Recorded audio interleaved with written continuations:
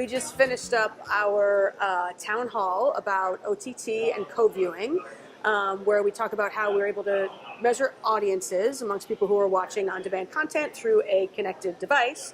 It was a really great discussion. I think some of the takeaways I had were that there's this continued debate about measurement and sort of finding these new ways to watch TV. Do you kind of squeeze them into the existing models of measurement, or do you have a lot of specific closed walled garden data to measure viewing, and especially when it comes to attribution? I think some of the interesting next steps were, how do you now count viewers but also count the attribution after those viewers see a specific ad? Yeah, I think one of the things that was really encouraging to me was that there seemed to be pretty universal acceptance or acknowledgement that viewers per viewing household, or co-viewing, when you've got multiple folks sitting on the couch watching TV together, does need to be part of whatever OTT currency evolves, whether it's walled garden, third party, closed loop attribution.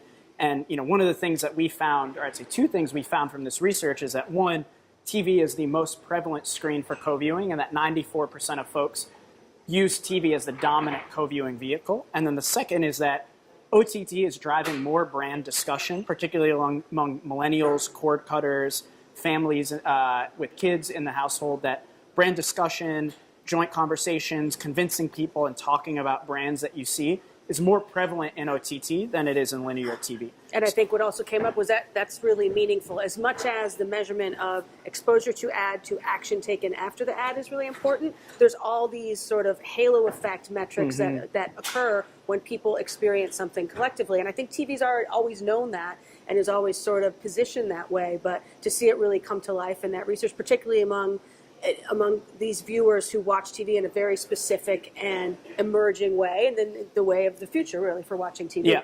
Yeah, and it is the future. I mean, streaming's mainstream today. More than half of the households in America have a connected device on the TV screen.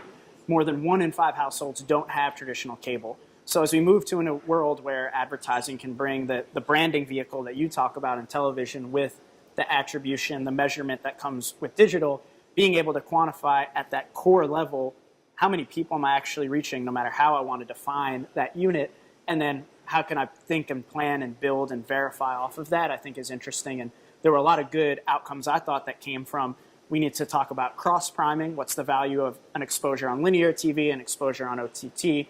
We need to create a playbook and translate some of the consumer insights into more kind of actionable, prescriptive recommendations on how you activate if you're a buyer on this. So I think there's a lot more to come. Yep, and then also understanding the relationship to linear TV, which is still obviously a really important outlet for a marketer to reach a lot of people and to build brands and to launch products. So how does all this other viewing sort of interact with that viewing, and what does the ad experience do that's either additive or replacement even for some of that media? And you guys have done some awesome research on this, looking at folks turning to Hulu for emotional sort of mood management, and that you go to Hulu when you want to, you've had a bad day and you want to watch a show, or you want to treat yourself because, you had a good day, or you're looking for that sort of comfort food television. And I think being able to translate that now into planning and metrics and outcomes is going to be the big next step. Yeah, there's a lot more work to do. A lot more to do. And neither of us tripped on stage. So that was good. We're off to a good start.